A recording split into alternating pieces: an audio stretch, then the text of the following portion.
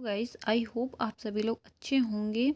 आज मैं कुछ क्वेश्चंस लेकर आई हूँ जो यूपी पुलिस के लिए मोस्ट इम्पॉर्टेंट है। ये जीके जीएस के क्वेश्चंस हैं, तो ठीक है, आप लोग वीडियो को पूरा देखिएगा। ज़्यादा लंबा वीडियो मैं नहीं बनाऊंगी, तो प्लीज़ वीडियो को पूरा देखिएगा।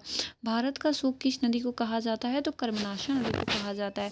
और यही पूछ लिए बिहार का शोक किसे कहा जाता है? तो कोसी नदी को कहा जाता है। किसको कहा जाता है? कोसी नदी को कहा जाता है। बंगाल का शोक किस नदी को कहा जाता है? तो दामोदर नदी को कहा जाता है। अच्छा ये बताइए, इन्हें शोक नदी क्यों कहा जाता है? क्योंकि इसलिए कहा जाता है, ये अपना रास्ता कभी भी बदल सकती है और इसमें कभी भी बाढ़ आ सकता है, और जिससे कि आसपास के इलाकों में तबाही मच सकती है, तो इसलिए उसे शोक कहा जाता है। तो बंगाल का शोक दामोदर नदी को कहा जाता है। असम का शोक किस नदी को कहा जाता है? तो ब्रह्मपुत्री नदी को कहा जाता है। असम का शोक किसे कहा जाता है? तो ब्रह्मपुत्री नदी को कहा जाता है। उड़ीसा का शोक किसे कहा जाता है? तो ब्राह्मणी नदी को कहा जाता है। किसे कहा जाता है? ब्राह्मणी नदी को कहा जाता है। देखिए, मैंने इसमें 10-12 शोक वाले नदी लिए हैं, जिससे जो कि आपके एग्जाम में एक जरूर ही आएगा। ठीक है, नेक्स्ट, झारखंड का शोक किस नदी को कहा जाता है? तो दामोदर नदी को कहा जाता है। किसको कहा जाता है? दामोदर नदी को कहा जाता है। चीन का शोक किस नदी को कहा जाता है? तो हांगो नदी को। हांगो नदी को, देखिए ये क्वेश्चन आ चुका है। ठीक है, यूपी पुलिस 2018 में ये क्वेश्चन पूछा था, किस चीन का शोक किस नदी को कहा जाता है? तो हांगो नदी को कहा जाता है। तेल नदी कहाँ स्थित है? तो नाइजर में स्थित है। ठीक है, नेक्स्ट देखते हैं। नेक्स्ट है विश्व की सबसे बड़ी नदी। तो नील नदी। कितनी लंबाई है? 6,650 किलोमीटर। और यही पूछेगा भारत की सबसे बड़ी नदी, तो गंगा नदी। ठीक है, भारत की सबसे बड़ी नदी तो गंगा नदी। विश्व में कौन सी नदी जिस नदी में मछली नहीं पाया जाता? ये पूछ सकता है आपसे कि विश्व में ऐसी कौन सी नदी है जहाँ पे जिस नदी में मछली नहीं पाया जाता? तो जॉर्डन नदी। कौन है? जॉर्डन नदी। नेक्स्ट है, जल के आयतन के आकार पर विश्व की सबसे बड़ी नदी कौन सी है? देखिए, आयतन के आधार पर विश्व की सबसे बड़ी नदी तो अमेजन नदी। और वही पूछ लेगा कि विश्व की सबसे लंबी नदी, तो नील नदी। और आयतन के आधार पर विश्व की सबसे बड़ी नदी तो अमेजन नदी। ठीक है, आइए नेक्स्ट देखते हैं।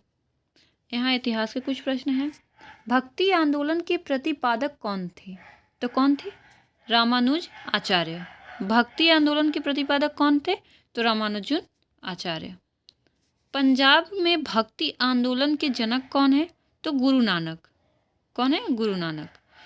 कबीर दास के गुरु कौन थे? तो रामानंद। ये सबको पता होगा। और ये आप लोग बताइएगा कमेंट बॉक्स में कि कबीर दास जी का जन्म कहाँ हुआ था और इनका पालन पोषण किसने किया था? कबीर दास जी। नेक्स्ट क्वेश्चन है, कबीर दास जी का जन्म कहाँ हुआ था? लहरतारा काशी में हुआ था। और कबीर दास की मृत्यु कहाँ हुई थी? तो संत कबीर नगर उत्तर प्रदेश मगहर में हुई थी।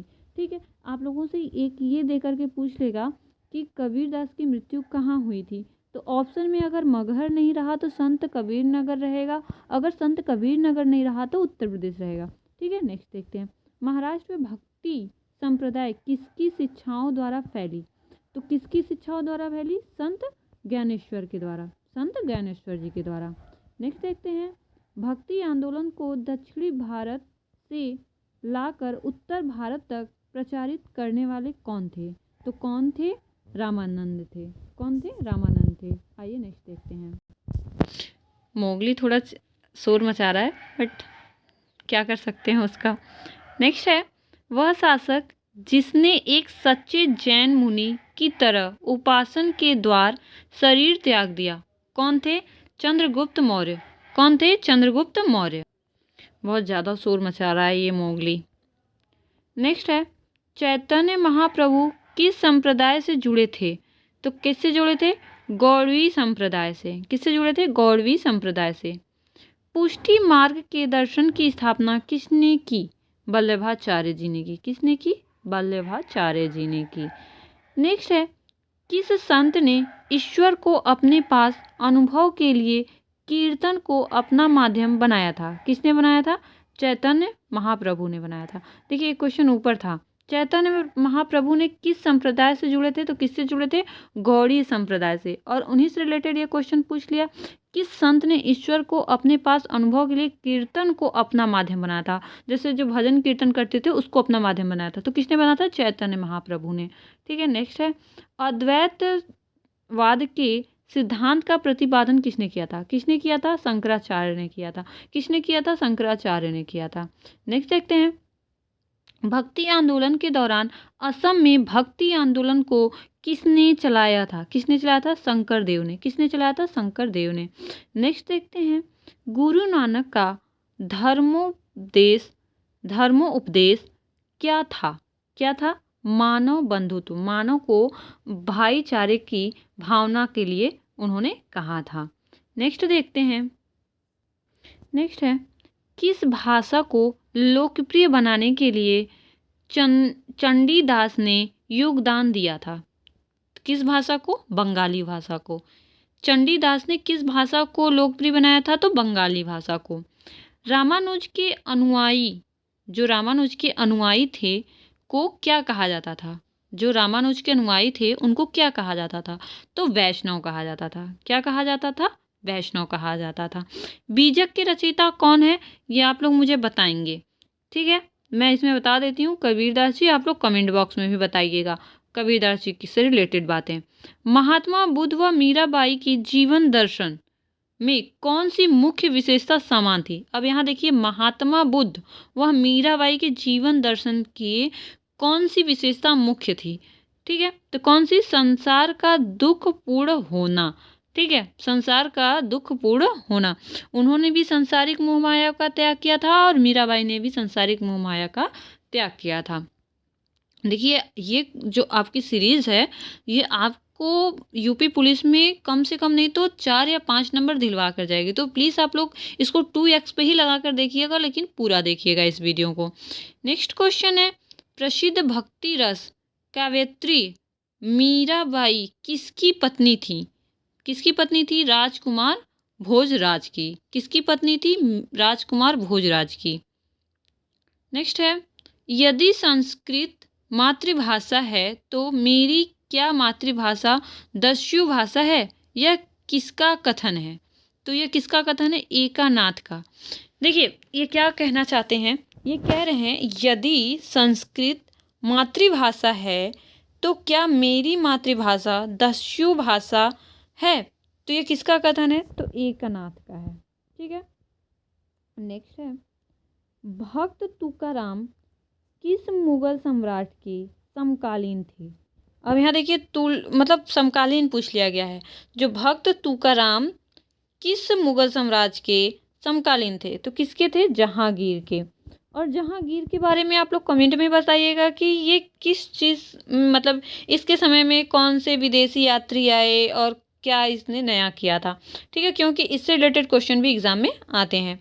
नेक्स्ट देखते हैं, नेक्स्ट है, किस संत ने अपने भक्ति संदेशों के प्रचार के लिए हिंदी भाषा का प्रयोग किया था? तो किसने किया था? रामानंद ने किया था। ठीक है। नेक्स्ट है, शिवाजी के आध्यात्मिक गुरु कौन थे? देखिए, शिवाजी के आध्यात्मिक गुरु कौन थे? तो रामदास थे। कौन थे? रामदास थे। नेक्स्ट है, दास बोध के रचयिता कौन है? तो दास बोध के रचयिता पूछे या फिर शिवाजी के आध्यात्मिक गुरु पूछे, दोनों एक ही हैं। कौन है? रामदास जी हैं। कौन है? रामदास। नेक्स्ट है, गुरु नानक जी का जन्म कब हुआ था? तो कब हुआ था?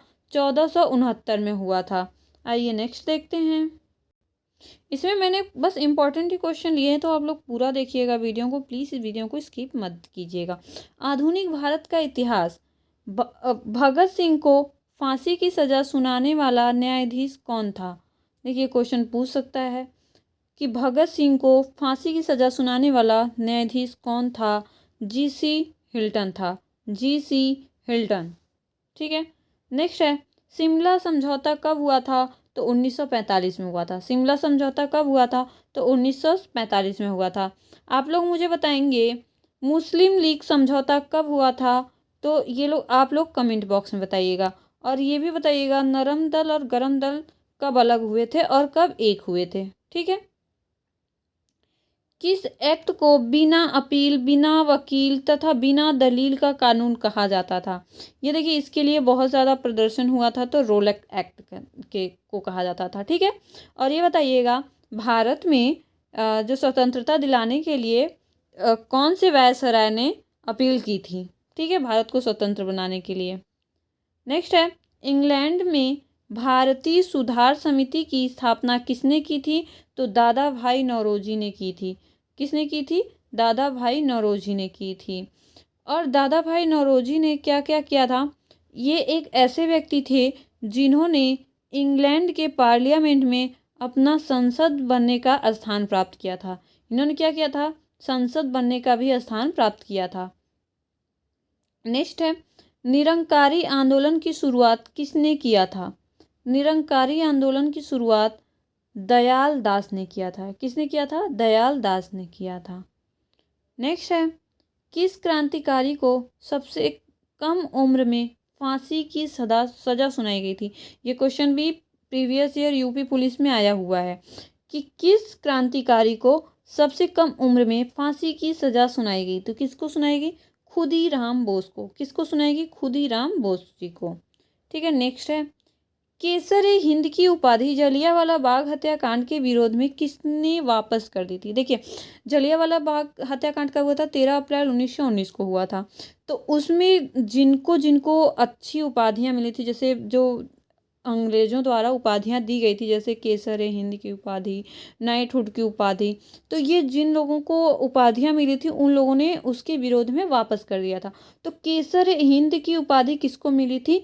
तो महात्मा गांधी जी को मिली थी। किसको मिली थी? महात्मा गांधी जी को। और नाइटहुड की उपाधि किसे मिली थी? आप लोग कमेंट बॉक्स में बताइएगा। नेक्स्ट क्वेश्चन देख। नेक्स्ट है, गदर पार्टी का स्थापना किसने किया था? तो गदर पार्टी का स्थापना किसने किया था? लाला हरदयाल काशीराम। किसने किया था? लाला हरदयाल काशीराम। और यहीं आप लोग बताइएगा, फॉरवर्ड ब्लॉक की स्थापना किसने की थी? ठीक है, फॉरवर्ड ब्लॉक की स्थापना किसने की थी? आप लोग कमेंट बॉक्स में बताएंगे। साइमन कमीशन को और किस नाम से जाना जाता है? तो साइमन कमीशन को व्हाइट मैन कमीशन के नाम से भी जाना जाता है। किस नाम से जाना जाता है? व्हाइट मैन कमीशन नाम से जाना जाता है। देखिए, क्वेश्चन उल्टा भी आ सकता है। व्हाइट मैन कमीशन को और किस नाम से जाना जाता है? तो साइमन कमीशन के नाम से जाना जाता है। अब यही पूछ लिया कि साइमन कमीशन को और किस नाम से जाना जाता है? तो व्हाइट मैन कमीशन के नाम से जाना जाता है। नेक्स्ट है, कांग्रेस का विभाजन कब व किन दलों के बीच हुई? कांग्रेस का विभाजन कब और किन दलों के बीच में हुई? तो 1907 में हुआ था, नरम दल व गरम दल, सूरत अधिवेशन में। और इसकी अध्यक्षता किसने की थी? आप लोग बताएंगे। देखिए, मैंने आप लोगों से पूछा था कि नरम दल और गरम दल में कब बटे थे? तो 1907 में बटे थे। और ये कौन सा अधिवेशन था? तो सूरत अधिवेशन था। और आप लोग एक बात और कमेंट में बताइएगा, एनी बेसेंट कांग्रेस के बीच में जो अधिवेशन हो रहा था उसमें एनी बेसेंट कब अध्यक्ष बनी थी? ठीक है। नेक्स्ट क्वेश्चन है, कांग्रेस के प्रथम मुस्लिम अध्यक्ष कौन थे? कांग्रेस के प्रथम मुस्लिम अध्यक्ष कौन थे? बलरुद्दीन तवैयब जी। कौन थे? बलरुद्दीन तवैयब। ये क्वेश्चन मोस्ट इंपॉर्टेंट है। ये देखिए, बीपीएससी जो एग्ज़ाम हुआ था उसमें भी आ चुका है ये क्वेश्चन। नेक्स्ट है, मराठा साम्राज्य के संस्थापक कौन थे? मराठा साम्राज्य के संस्थापक शिवाजी थे। कौन थे? शिवाजी थे। शिवाजी द्वारा लगाए गए 2 कर कौन थे? चौथ और सरदेश मुखी। और ये जो अभी हुआ था ना एग्ज़ाम लेखपाल का, उसमें ये आया था, जो चौथ कर था किसके द्वारा लगाया गया था? तो किसके द्वारा लगाया था? शिवाजी द्वारा। ठीक है। नेक्स्ट है, स्वतंत्र भारत के प्रथम गवर्नर जनरल कौन था? तो स्वतंत्र भारत का प्रथम गवर्नर जनरल लॉर्ड माउंटबेटन थे। और अगर यहीं पे एक क्वेश्चन पूछ लेता, स्वतंत्र भारत के प्रथम भारतीय गवर्नर जनरल कौन थे? तो राजगोपालाचारी थे। कौन थे? राजगोपालाचारी जी थे। नेक्स्ट देखते हैं। नेक्स्ट है, रंगीला बादशाह किसे कहा जाता है? तो रंगीला बादशाह किसे कहा जाता है? तो मोहम्मद शाह को कहा जाता है। किसे कहा जाता है? मोहम्मद शाह को कहा जाता है। ईरान का नेपोलियन किसे कहा गया? तो नादिर शाह को कहा गया। ईरान का नेपोलियन किसे कहा गया? तो नादिर शाह को कहा गया। नेक्स्ट क्वेश्चन है, मुगल दरबार में आने वाला प्रथम अंग्रेज कौन था? Captain Hawkins. और कैप्टन हॉकिंस किसके दरबार में आया था? मैंने ऊपर आप लोगों से पूछा था जहांगीर के दरबार में कौन कौन आया था, तो ये आप लोग बता सकते हैं कि मुगल जो बादशाह जहांगीर था उसके ही दरबार में कौन आया था? कैप्टन हॉकिंस आया था। नेक्स्ट क्वेश्चन है, गुरुमुखी लिपि का आरंभ किसने किया था?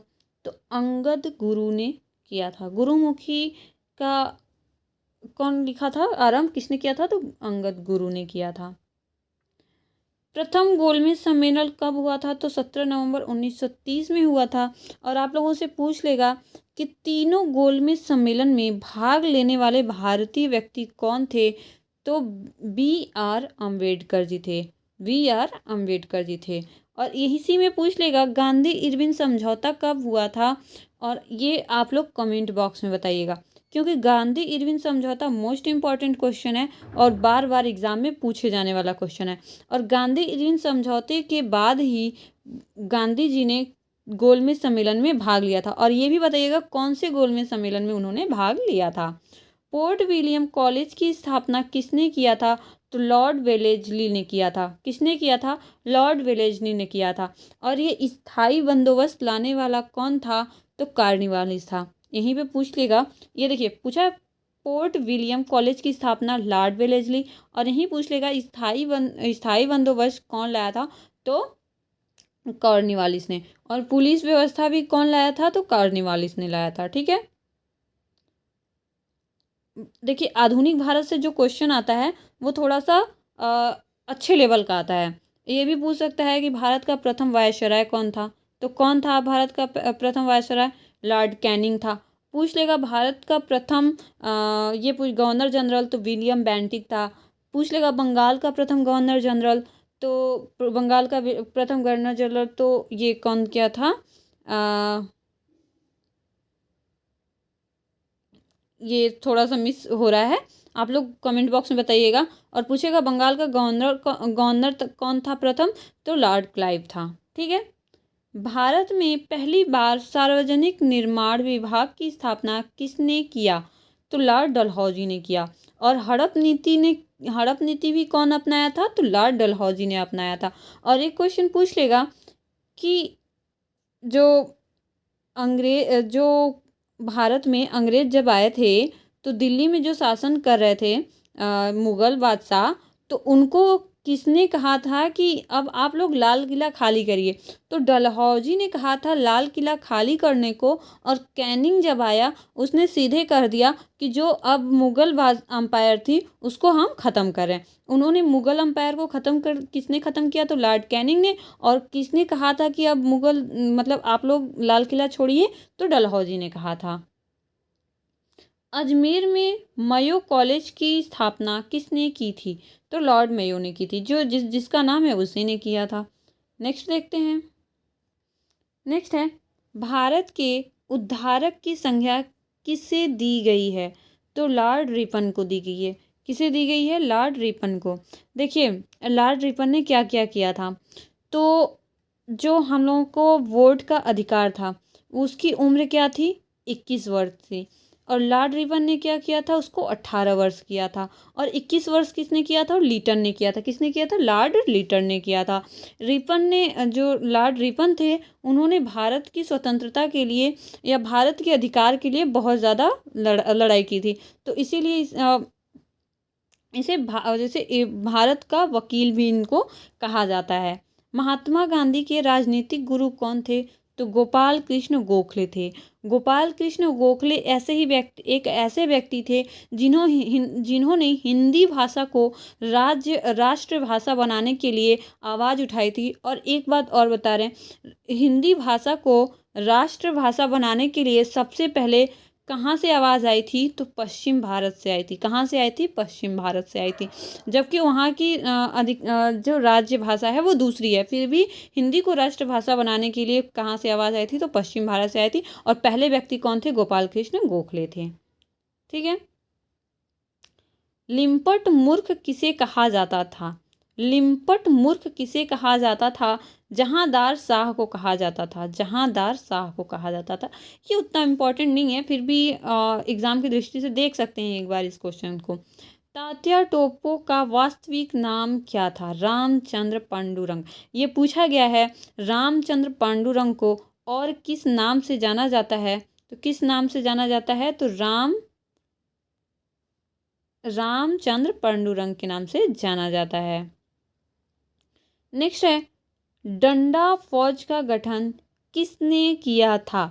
डंडा फौज का गठन किसने किया था? चमनद्वीप। चमनद्वीप कहाँ के थे? ये पंजाब के थे। देखिए, जलियांवाला बाग हत्याकांड में जनरल डायर का सहयोग करने वाले भारतीय कौन थे? तो हंसराज। कौन थे? हंसराज। ये ऐसे व्यक्ति थे जो अपने ही देश में रहकर गद्दारी किए थे। ठीक है, नेक्स्ट क्वेश्चन देखते हैं। मेवाड़ में भील आंदोलन का नेतृत्व किसने किया था? तो भील आंदोलन का नेतृत्व मोतीलाल तेजावत ने किया था। किसने किया था? मोतीलाल तेजावत ने किया था। नेक्स्ट है, मैंने ऊपर आप लोगों से पूछा था फॉरवर्ड ब्लॉक की स्थापना किसने किया था? तो सुभाष चंद्र बोस ने किया था। अब ये क्वेश्चन आप लोग बताएंगे कि फॉरवर्ड ब्लॉक की स्थापना कौन से देश में हुआ था? ठीक है, आइए नेक्स्ट देखते हैं। यहाँ जीएस के क्वेश्चन हैं, तो जीएस के क्वेश्चन देखते हैं। पेलाग्रा रोग किसके कमी के कारण होता है? किसकी होता है? तो नियासिन, विटामिन बी3।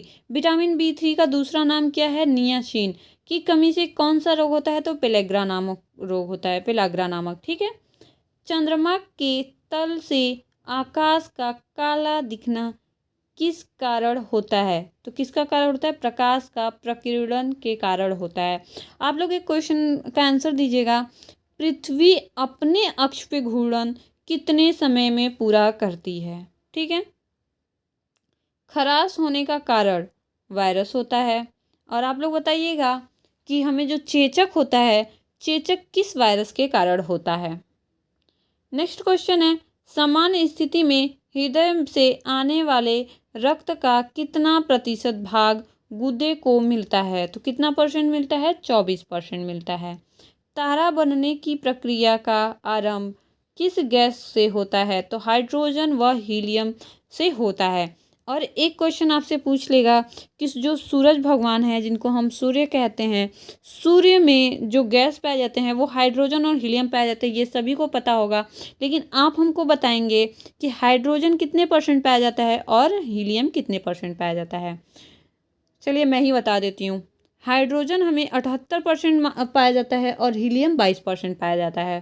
ठीक है, हाइड्रोजन ही हीलियम में कन्वर्ट होता है। ठीक, नेक्स्ट क्वेश्चन है, कृत्रिम उपग्रह में सौर्य का स्रोत क्या होता है?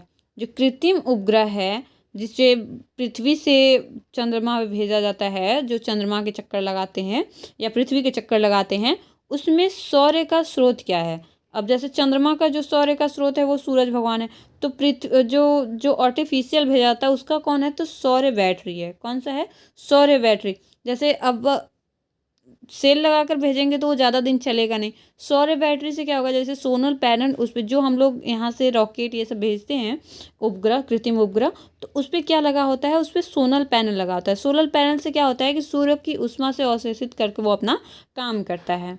ठीक है, आकाश का सबसे चमकीला तारा किसे कहते हैं? साइनस को कहते हैं। साइरस, साइरस को आकाश का सबसे चमकीला तारा कहते हैं। नेक्स्ट क्वेश्चन देखते हैं। नेक्स्ट क्वेश्चन है, ऑक्सीजन की क्रिया में इलेक्ट्रॉनों में क्या, ऑक्सीजन नहीं, ऑक्सीकरण की क्रिया में इलेक्ट्रॉनों में क्या होता है? लाभ या हानि? तो हानि होता है। नेक्स्ट क्वेश्चन है, नोबेल गैसेस किस अन्य परमाणु से क्रिया क्यों नहीं करती? जैसे नोबेल जो गैस है किसी अन्य परमाणु से क्रिया क्यों नहीं करती? यहाँ मिसप्रिंट है तो इसके लिए सॉरी। नेक्स्ट, क्योंकि इनकी बाहरी कक्षा में 8 इलेक्ट्रॉन होते हैं। देखिए, जो नोबेल गैस है उसे हम अक्री गैस भी कह सकते हैं। क्या कह सकते हैं? अक्री गैस भी कह सकते हैं। अक्री गैस जो होते हैं उनका अष्टक पूरा होता है। ठीक है, और जिनका अष्टक पूरा होता है वो किसी भी क्रिया में भाग नहीं लेते हैं। ठीक है, नेक्स्ट क्वेश्चन है, पानी में साबुन घोलने से पृष्ठ तनाव पर क्या प्रभाव पड़ता है? तो पृष्ठ तनाव पे क्या प्रभाव पड़ता है? तनाव कम हो जाता है। ठीक है, पृष्ठ तनाव क्या होता है? कम हो जाता है। फल पकाने के लिए किस गैस का प्रयोग किया जाता है? तो एथीन नामक गैस का भी प्रयोग किया जाता है। एथीन जैसे आप लोग देखे होंगे जो आम उम बेचते हैं, केले बेचते हैं, ये सब ऐसे जनरली नहीं पकाए जाते हैं। उसमें एथीन मिला करके उसको रख दिया जाता है, तो 2-4 दिन में आम या ये जो भी फल होते हैं वो पक जाते हैं। नेक्स्ट है, फलों का अध्ययन कहाँ किया जाता है? तो पोमोलॉजी में किया जाता है। फलों का अध्ययन कहाँ किया जाता है? तो पोमोलॉजी में किया जाता है। हृदय का अध्ययन किस में किया जाता है? तो कार्डियोलॉजी में किया जाता है। और इसी में पूछ लेगा कि आपको मधुमक्खी पालन को क्या कहते हैं? एपीकल्चर कहते हैं। और जो तेल होता है मछली का होता है पीसी कल्चर होता है। यही जो ये सब मोस्ट इम्पॉर्टेंट क्वेश्चन है जो आप लोगों के एग्जाम की दृष्टि से इम्पॉर्टेंट हो सकते हैं, तो इसको देख लीजिएगा। बाकी हालांकि मैंने आगे भी कुछ क्वेश्चंस लिए हुए हैं।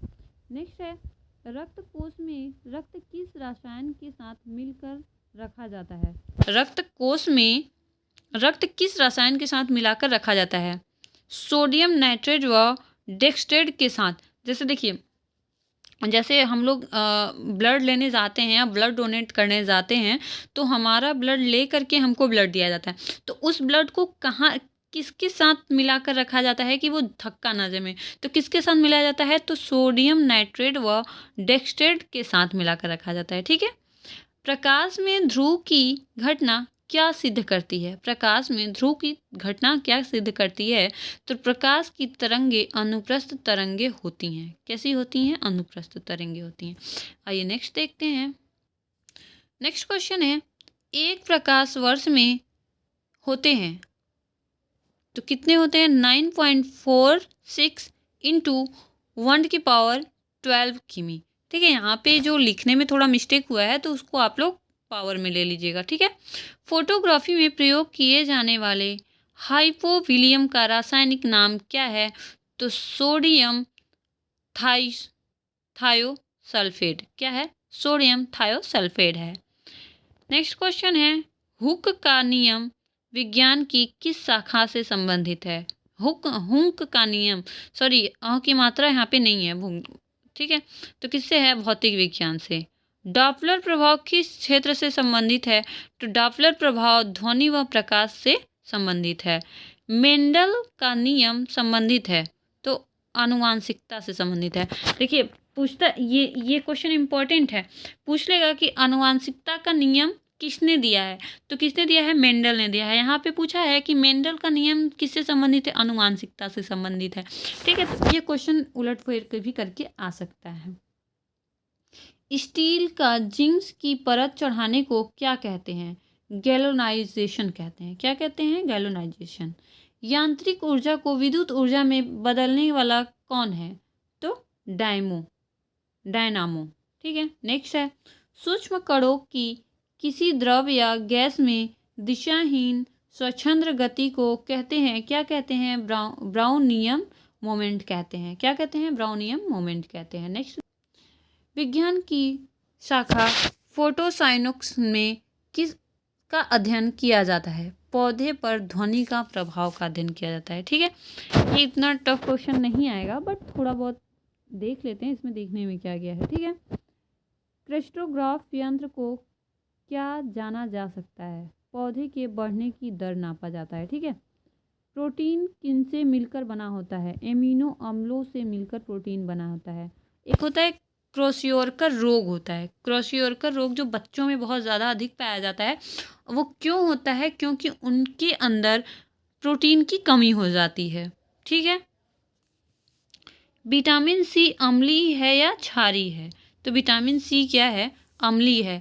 विटामिन सी को और किस नाम से जानते हैं? तो एस्कॉर्बिक, सॉरी विटामिन सी को और किस नाम से जानते हैं? तो ये आप लोग कमेंट बॉक्स में बताइएगा। नेक्स्ट क्वेश्चन है, संविधान सभा के स्थायी अध्यक्ष कौन थे? तो कौन थे? डॉक्टर राजेंद्र प्रसाद थे। कौन थे? डॉक्टर राजेंद्र प्रसाद थे। भारत की आज़ादी के समय इंग्लैंड में किस दल की सरकार थी? ये क्वेश्चन मोस्ट इम्पॉर्टेंट है। तो लेबर पार्टी की सरकार थी। किसकी सरकार थी? तो लिबरल पार्टी की सरकार थी। भारतीय संविधान में अनुच्छेद 370 का संबंध किस राज्य से था? अब जिसको हटा दिया गया है, तो किससे था? जम्मू कश्मीर से था। भारत के राष्ट्रपति पद का निर्वाचन पद्धति से होता है, आनुपातिक, प्रतिनिधि और एकल संक्रमी मत पद्धति से होता है।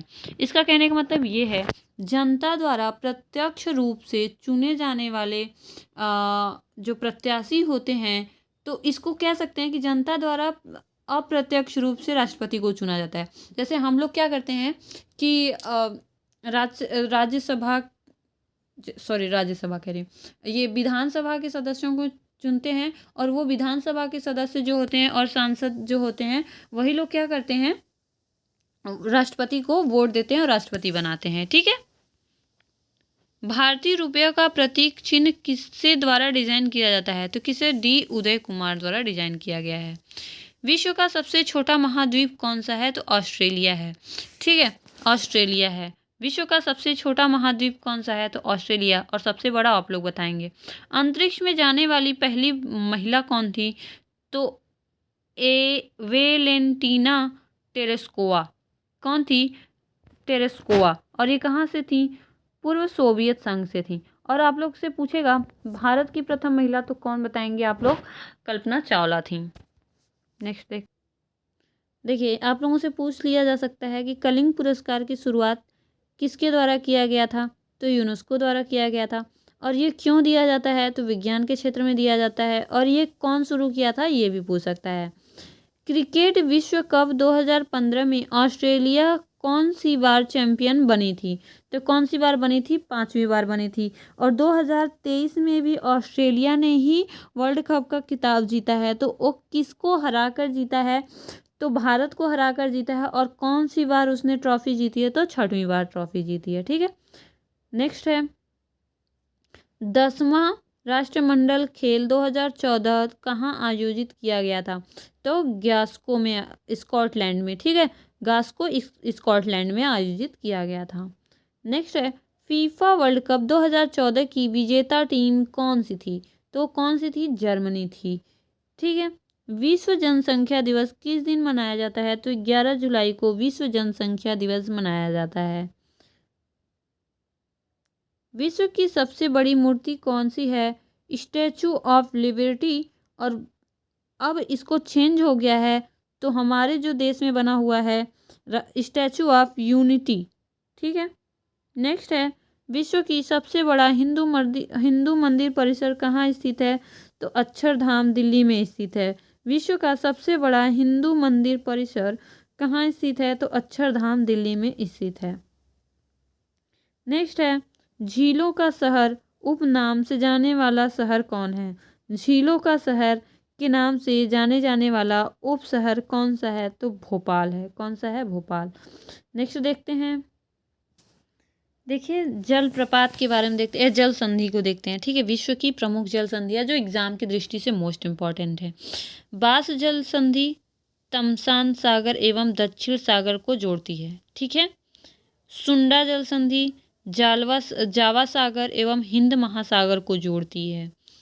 टोकरा जल संधि पूर्वी चीन सागर एवं प्रशांत महासागर को जोड़ती है। नेक्स्ट है यूकाटन जल संधि मैस्को की खाड़ी एवं कैरिबियन सागर को जोड़ती है। ये मोस्ट इम्पॉर्टेंट है, ये एग्जाम में आ चुका है। ठीक है, यूकाटन जल संधि मैस्को की खाड़ी एवं कैरिबियन सागर को जोड़ती है। यह क्वेश्चन पूछा था, मैस्को की खाड़ी एवं कैरिबियन सागर को कौन सी जल संधि जोड़ती है? तो यूकाटन जल संधि जोड़ती है। और ये क्वेश्चन कब आया था? ये लेखपाल का जो पेपर हुआ था उसी में आया था। नेक्स्ट क्वेश्चन है ओवरडो जल संधि। तो ये जल संधि कहाँ में है? किसको जोड़ती है? तो ये जोड़ती है एड्रियाटिक सागर एवं आयोनियन सागर को जोड़ती है। एड्रियाटिक सागर एवं आयोनियन सागर को जोड़ती है। नेक्स्ट है नॉर्थ चैनल जल संधि। तो आयरिश सागर एवं अटलांटिक महासागर को जोड़ती है। किसको जोड़ती है? आयरिश सागर एवं अंटार्कटिक महासागर को जोड़ती है। हारमुंज जल संधि फारस की खाड़ी एवं ओमान की खाड़ी को जोड़ती है। हारमुंज जल संधि फारस की खाड़ी एवं ओमान की खाड़ी को जोड़ती है। टारस जल संधि अराफुरा सागर एवं एजियान सागर को जोड़ती है। ठीक है, ये कुछ जल संधि हैं जो एग्जाम की दृष्टि से मोस्ट इम्पॉर्टेंट हैं। यहाँ है बॉस्फोरस जल संधि काला सागर एवं मारमरा सागर को जोड़ती है। पूछेगा काला सागर एवं मारमरा सागर को कौन सा जोड़ती है, तो बॉस्फोरस जल संधि जोड़ती है। कौन जोड़ती है? बॉस्फोरस जल संधि जोड़ती है। मरस्करा मकारसरा जल संधि किसको जोड़ती है, तो जावा सागर एवं सेविलीज सागर को जोड़ती है। देखिए इसमें ये बहुत मोस्ट इम्पॉर्टेंट है।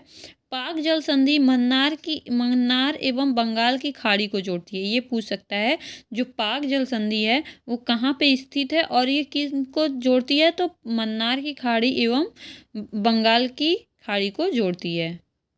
नेक्स्ट है ये बोरिंग जल संधि बोरिंग सागर एवं चुस्की सागर को जोड़ती है। डेविस जल संधि वेफिन खाड़ी एवं अंटार्कटिक महासागर को जोड़ती है। डेनमार्क जल संधि उत्तरी अंटार्कटिक एवं अंटार्कटिक महासागर को जोड़ती है। नेक्स्ट देखते हैं, भारतीय संविधान से संबंधित कुछ महत्वपूर्ण प्रश्न हैं जो एग्जाम की दृष्टि से मोस्ट इम्पॉर्टेंट हो सकते हैं। नेक्स्ट है संविधान के किस संशोधन को लघु संविधान कहा जाता है, तो वो 42वां संविधान संशोधन है। इस 42वां संविधान संशोधन के द्वारा ही प्रस्तावना को जोड़ा गया था जिसे लघु संविधान भी कहा जाता है। ठीक है, यहाँ पे ये भी पूछ सकता था कि लघु संविधान किसे कहते हैं ना, तो किसे कहते हैं, प्रस्तावना को कहते हैं। और लघु संविधान कौन से संशोधन में, तो 42वें संविधान संशोधन में हुआ था। ठीक, नेक्स्ट हो भारतीय संविधान का जनक किसे कहा जाता है, डॉक्टर भीमराव अंबेडकर को भारतीय संविधान का जनक कहा जाता है। क्यों कहा जाता है, क्योंकि संविधान का ड्राफ्ट इन्होंने ही तैयार किया था। संविधान लिखा किसी और ने था बट उसका ड्राफ्ट किसने तैयार किया था, तो डॉक्टर भीमराव अंबेडकर ने इसका ड्राफ्ट तैयार किया था। ठीक, नेक्स्ट क्वेश्चन है संविधान की कुंजी किसे कहा जाता है, तो अभी मैंने बताया संविधान की आत्मा किसे कहते हैं और संविधान की कुंजी किसे कहते हैं, तो प्रस्तावना को कहते हैं। नेक्स्ट है अनुच्छेद 1 में भारत को क्या बताया गया है, राज्यों का संघ बताया गया है। क्या बताया गया है, राज्यों का संघ बताया गया है। देखिए इसमें क्या बताया जाता है कि राज्य की सीमा किससे लगी हुई है और ये कितने राज्य हैं, तो ये सब इसमें बताया गया है। वर्तमान में मौलिक अधिकारों की संख्या कितनी है, तो मौलिक अधिकार वर्तमान में 6 हैं और जब मूल संविधान में पूछेगा तो कितने थे, 7 थे। ठीक है, कितने थे, 7। राष्ट्रपति अपना त्यागपत्र देना चाहे तो वो किसे देगा, तो उपराष्ट्रपति को देगा। ठीक है, किसे देगा, उपराष्ट्रपति को देगा। भारतीय संविधान के स्थायी अध्यक्ष कौन थे, तो डॉक्टर राजेंद्र प्रसाद थे। कौन थे, डॉक्टर राजेंद्र प्रसाद थे। और एक बात पूछे कि ऐसे कौन व्यक्ति थे जो भारत के 2 बार राष्ट्रपति बने थे, तो कौन बने थे, डॉक्टर राजेंद्र प्रसाद बने थे। कौन बने थे, डॉक्टर राजेंद्र प्रसाद बने थे। और पूछे कि बिहार के एक ऐसे व्यक्ति जिन्होंने सबसे पहले भारत रत्न प्राप्त किया था, तो किसने प्राप्त किया था, तो डॉक्टर राजेंद्र प्रसाद ने प्राप्त किया था। किसने प्राप्त किया था, डॉक्टर राजेंद्र प्रसाद ने प्राप्त किया था। जो भारत का सर्वोच्च नागरिक पुरस्कार है कौन सा है, भारत रत्न है। ठीक है, और सबसे कम उम्र में पूछेगा कि सबसे कम उम्र में भारत रत्न किसने पाया है, तो सचिन तेंदुलकर ने पाया है 2014 में। भारतीय संविधान के स्थायी अध्यक्ष कौन थे, तो कौन थे स्थायी अध्यक्ष, डॉक्टर सच्चिदानंद सिन्हा थे। देखिए ऊपर क्या पूछा है कि भारतीय संविधान के स्थायी अध्यक्ष कौन होते थे, अस्थायी सदस्य डॉक्टर राजेंद्र प्रसाद और स्थायी सदस्य डॉक्टर सच्चिदानंद सिन्हा। नेक्स्ट देखते हैं, हमारे देश में अब तक कितनी बार आपातकाल लग चुका है? तो कितनी बार लग चुका है? तो 3 बार लग चुका है। देखिए, हमारे देश में जो भी आपातकाल लगा है वो कब लगा है? युद्ध के दौरान लगा है।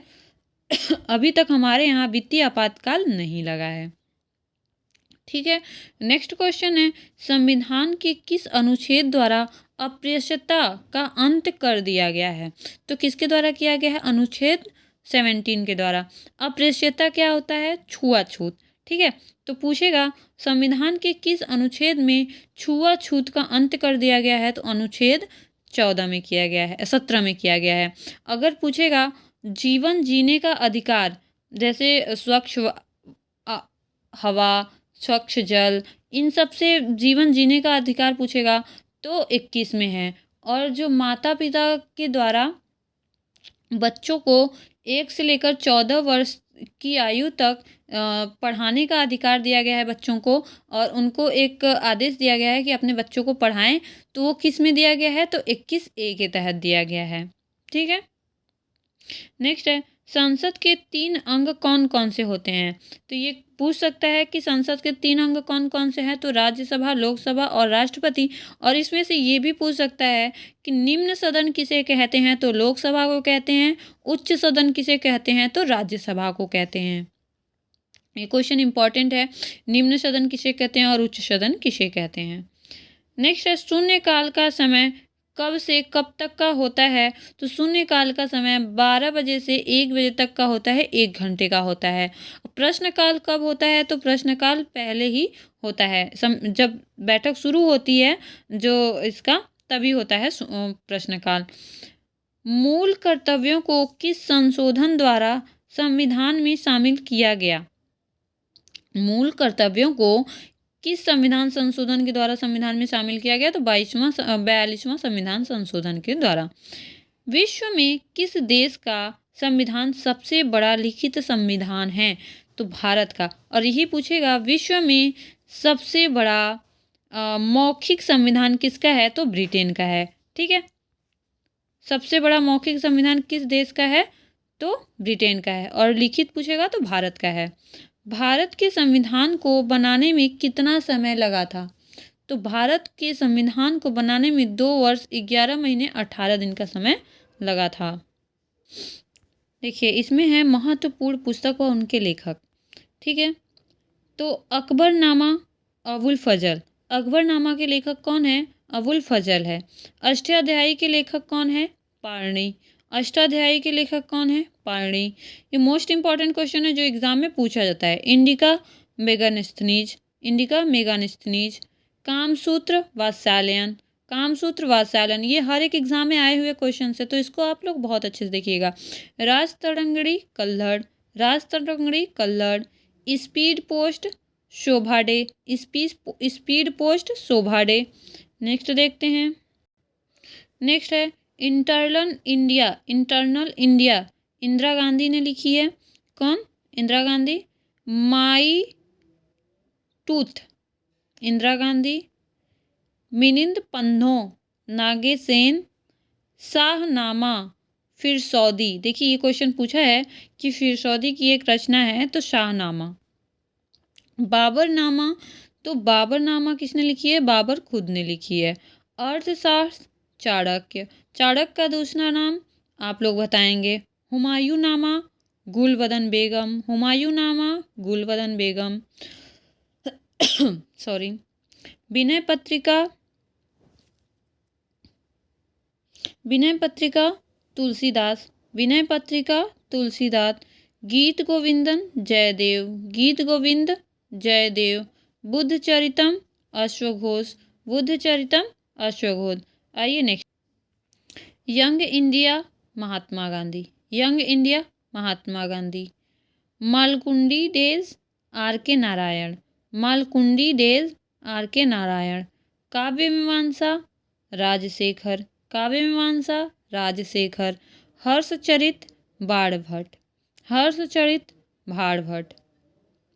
ये जो बाण भट्ट थे, हर्ष जो राजा थे उनके दरबारी कवि थे।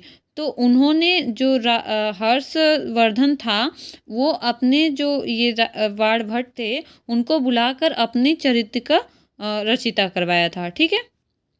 सत्यार्थ प्रकाश दयानंद सरस्वती, सत्यार्थ प्रकाश दयानंद सरस्वती। मेघदूत कालिदास, मेघदूत कालिदास। मुद्रा राक्षस विशाखादत्त, मुद्रा राक्षस विशाखादत्त। हिपोथदेश नारायण पंडित। अंधा विश्वास सागरिका घोष, अंधा विश्वास Sagarika Ghosh. Guides are K Narayan. Next देखते हैं।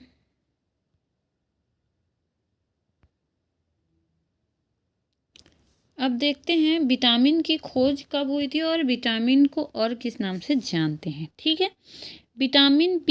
विटामिन ए को 1913 में खोज हुई थी। इसे रेटिनॉल के नाम से भी जानते हैं। या तो क्वेश्चन पूछ लेगा रेटिनॉल किस विटामिन को कहते हैं, तो विटामिन ए को कहते हैं। इसकी खोज कब हुई थी, तो 1913 में हुई थी। इसी तरह विटामिन सी आइए। विटामिन सी को एस्कॉर्बिक अम्ल कहते हैं, एस्कॉर्बिक अम्ल कहते हैं। सॉरी। और इसकी खोज कब हुई थी, तो 1920 में हुई थी। कब हुई थी, 1920। विटामिन डी कैल्सीफेरॉल, इसकी खोज 1920। Vitamin D calciferol 1920। Vitamin E tocopherol, इसकी खोज 1922। इसकी खोज कब हुई, 1922। विटामिन K1 फिलोक्विनोन की खोज 1929। Vitamin K1। Vitamin B1 1910। Thymine की खोज देखिए, विटामिन B1 को क्या कहते हैं, थायमीन कहते हैं। ठीक है। और विटामिन B1 से क्या होता है, वेरी वेरी रोग होता है। सॉरी डिस्टर्बेंस के लिए। विटामिन B2 राइबोफ्लोविन खोज 1920। विटामिन B3 नियासिन खोज 1936। विटामिन B5 पेंटोथेनिक अम्ल खोज 1931। विटामिन B6 पायरिडॉक्सिन की खोज 1934। नेक्स्ट देख। विटामिन B7 बायोटीन की खोज 1931। विटामिन B9 फोलिक अम्ल खोज 1941। देखिए, विटामिन B9 औरतों के लिए बहुत ज़्यादा इंपॉर्टेंट होता है, क्योंकि औरतों को एनीमिया रोग बहुत जल्दी होता है, खून की कमी बहुत जल्दी हो जाता है, इसलिए डॉक्टर उन्हें विटामिन B9 की गोली देते हैं। नेक्स्ट देखते हैं। नेक्स्ट है, शिवाजी और मुगलों के बीच कौन सी संधि हुई थी, तो पुरंदर की संधि। कौन सी संधि, पुरंदर की संधि। कब हुई थी, तो 1665 ईस्वी में हुई थी। पूछेगा पुरंदर की संधि किनके बीच हुई थी, तो किनके बीच हुई थी, शिवाजी और मुगलों के बीच हुई थी। कब हुई थी, 1665 में हुई थी। कब हुई थी, 1665 में हुई थी। नेक्स्ट है, शिवाजी औरंगजेब के आगरा दरबार में कब उपस्थित हुए थे, 1666 में हुए थे। कब हुए थे, 1666 में। औरंगजेब के दरबार आगरा में कब हुए थे, तो 1666 में। शिकागो विश्व धर्म सम्मेलन में स्वामी विवेकानंद ने कब भाग लिया था, तो 1893 में भाग लिया था। कब लिया था, 1893 में भाग लिया था। शारदामणि कौन थी, शारदामणि रामकृष्ण परमहंस की पत्नी थी और विवेकानंद जी की गुरु माँ थी। कौन थी, विवेकानंद जी की गुरु माँ और रामकृष्ण परमहंस की पत्नी थी। शाहनामा के रचयिता कौन है, फिरसौदी। अभी मैंने ऊपर ही आप लोगों को बताया था। शल्क निर्मित औजार किस काल की प्रमुख विशेषता थे, मध्य पूरा पाषाण काल। शल्क निर्मित औजार का से आपका मतलब हो गया कि पत्थर के बने छोटे छोटे औजार। ठीक है। नेक्स्ट है, सल्क सुल्तानों के शासन में किस स्थान पर को पूर्व का सिराज या सिराज ए हिंद कहा जाता था? जौनपुर उत्तर प्रदेश। कहाँ? जौनपुर उत्तर प्रदेश। नेक्स्ट देखते हैं। नेक्स्ट है, वेदों में संपूर्ण सच्चाई निहित है, यह कथन किसका है? तो वेदों की ओर लौटो, यह किसने कहा था? तो स्वामी दयानंद सरस्वती ने कहा था। तो उन्होंने ही ये कहा था कि वेदों में संपूर्ण सच्चाई निहित है, तो स्वामी दयानंद सरस्वती जी। ठीक है, देखिए नेक्स्ट नीचे भी वही क्वेश्चन है, वेदों की ओर लौटो का नारा किसने दिया था? तो स्वामी दयानंद सरस्वती ने दिया था। करो या मरो का नारा किसने दिया था? और तुम मुझे खून दो मैं तुम्हें आज़ादी दूंगा, किसान जय जवान जय किसान का नारा किसने दिया था? ये सब परीक्षा की दृष्टि से इम्पोर्टेंट है, क्योंकि ये जो नारा है वो 1 नंबर का एग्जाम में पूछता है। वेदांत कॉलेज की स्थापना किसने की थी? तो वेदांत कॉलेज की स्थापना राजा राम मोहन राय ने की थी। किसने की थी? राजा राम मोहन राय ने की थी। और यहाँ से क्वेश्चन और बन सकता है कि जो बाल विवाह था, कन्या बाल विवाह, वो किसने रोका था? तो राजा राम मोहन राय ने ही रोका था। बृहद पाषाण काल स्मारक या मेगालिथ क्या था? तो ये मृतकों को दफनाने का स्थान था। ठीक है, ज़्यादा नहीं है ये। इसमें पूछ सकता है कि जो सूक्ष्म औजार बने थे वो किस काल में बने थे? तो महापाषाण काल में सूक्ष्म औजार बने थे, जो मध्य पाषाण काल में भी कह सकते हैं। ठीक है। वीर पांचला का अर्थ क्या है? अभिजात्यात वर्ग। अभिजात्य वर्ग। विश्व में कौन सा पक्षी था जो हाथी जैसे विशाल जानवर को भी पंजे में दबाकर उड़ जाता था? उसका क्या नाम था और कहाँ पाया जाता था? तो ये सरदुल या उकांत पक्षी था और ये सोवियत संघ रूस में पाया जाता था। विश्व की कौन सी पहाड़ी है जो प्रतिदिन अपना रंग बदलती है? तो उरुल या आर्यस आर्यस रॉक। ये ऑस्ट्रेलिया में पैदा है। इसकी खास बात यह है कि यह अपना रोज का रोज रंग बदलता रहता है। कहाँ पाया जाता है? तो ऑस्ट्रेलिया में पाया जाता है। नेक्स्ट है, विश्व में कौन सी चिड़िया के पंख 9 रंग के होते हैं और कहाँ पाई जाती है? तो पिट्टा चिड़िया जो है उसके जो पंख होते हैं उसके रंग 9 रंग के होते हैं। यह चिड़िया ऑस्ट्रेलिया में पाई जाती है। विश्व की कौन सी झील है जो प्रत्येक 12 वर्ष बाद मीठे पानी और खारे पानी में परिवर्तित होती रहती है? तो तिब्बत की उर्वशी या उरोत्सो झील। ये 12 वर्ष में अपने पानी को मीठे और खारे में परिवर्तित करती रहती है। विश्व की ऐसी कौन सी नदी है जिसमें एक भी मछली नहीं पाई जाती? तो जॉर्डन नदी। ये फिलिस्तीन में और नाइजर व सीरिया में पाई जाती है। इसमें एक भी मछली नहीं पाई जाती। और क्यों नहीं पाई जाती ये आप लोग बताएंगे। विश्व में कौन सा ऐसा देश है जहाँ पर सांप एक भी नहीं पाए जाते? तो आयरलैंड और न्यूजीलैंड में सांप नहीं पाए जाते हैं।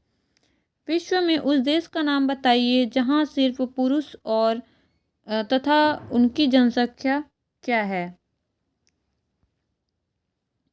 वेटिकन सिटी, यूरोप महाद्वीप, आबादी 1000।